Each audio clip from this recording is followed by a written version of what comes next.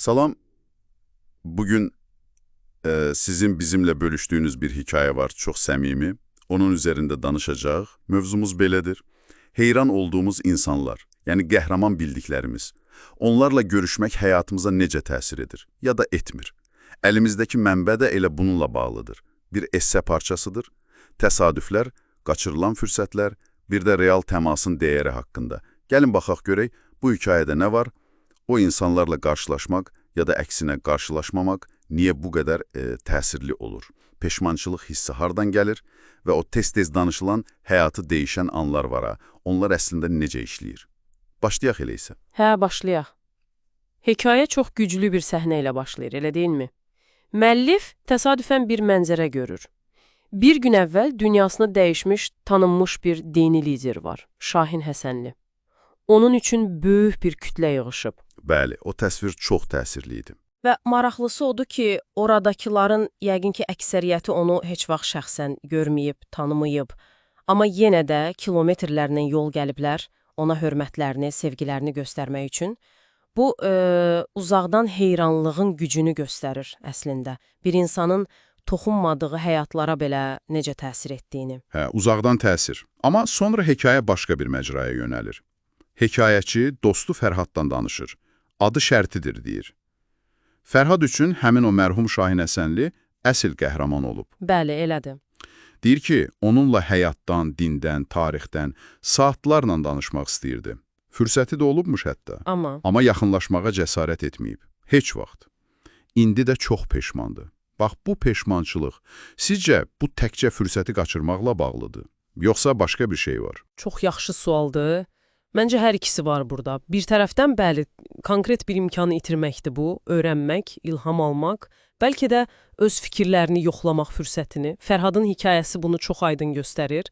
Amma digər tərəfdən o dediyiniz başqa şey də var. Bəzən biz heyran olduğumuz insanları o qədər necə deyim, yuxarıda görürük ki, İdeallaşdırırıq. Hə, ideallaşdırırıq və onlarla real təmas qurmaqdan çəkinirik.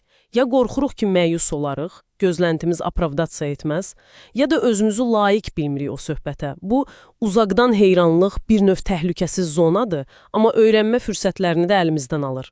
Maraqlıdır. Amma hekayəçi özü əksinə fərqli düşünür deyəsən. O deyir ki, mən çalışıram görüşüm qəhrəman bildiyim insanlarla. Fürsətləri dəyərləndirirəm.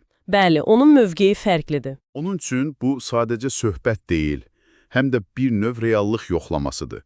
Görürsən ki, o heyran olduğun insan da sənin kimi ətdən qandandır və onun uğurları mümkündür. Və bu, deyir, çox böyük motivasiya verir. Hə, o mümkündür hissi. Çox vacibdir. Sanki deyir ki, əgər o bacarıbsa bəlkə məndə. Hətta konkret bir görüşü də təsvir edir. Bir iş adamıyla görüşüb və ona çox sadə bir sual verib. Sizi siz edən nə oldu? Yəni, uğurunuzun sirri nədir? Cavabı nə olub? Cavab da çox yadda qalan olub. Deyib ki, mən həmişə olduğum komandada ən böyük riski götürmüşəm.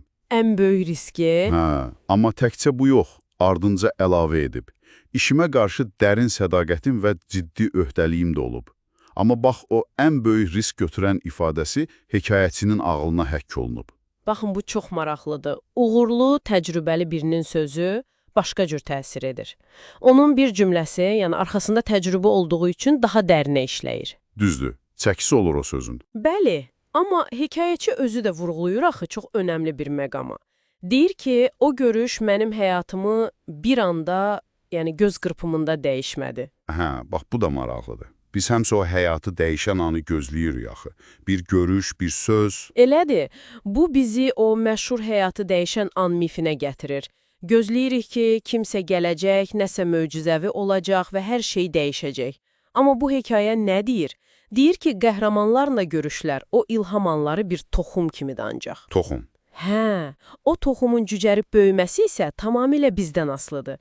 Yəni, o görüşdən sonra, o təcrübədən sonra bizim nə etdiyimiz əsas məsələdir. Aydındır. Deməli, ilham kifayət deyil. Kifayət deyil. İlhamı hərəkətə çevirmək lazımdır. Riski gözə almaq, öhdəlik götürmək, əsl dəyişiklik bax budur.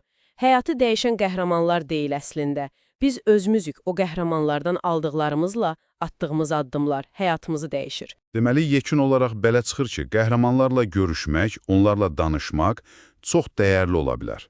yeni baxış bucağı verə bilər, motivasiya yarada bilər. Bəli, şübhəsiz. Amma son nəticədə sükan bizim əlimizdədir. O təcrübələri real nəticəyə çevirmək bizim işimizdir.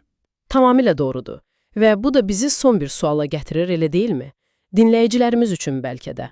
Bəs sizin həyatınızda kimlər var ki, onlara heyranlıqla baxırsınız? Bəlkə onlardan nəsə öyrənmək istəyirsiniz. Amma hələ də Fərhad kimi o addım atmağa çəkinirsiniz? Maraqlı sualdır. Bəlkə də növbəti həyatı dəyişən addım elə sizin özünüzün atacağı o ilk addımdır. Bəlkə sadəcə bir salam demək ya da ürəyinizdəki o sualı verməkdir. Bu barədə bir düşünməyə dəyər, hə?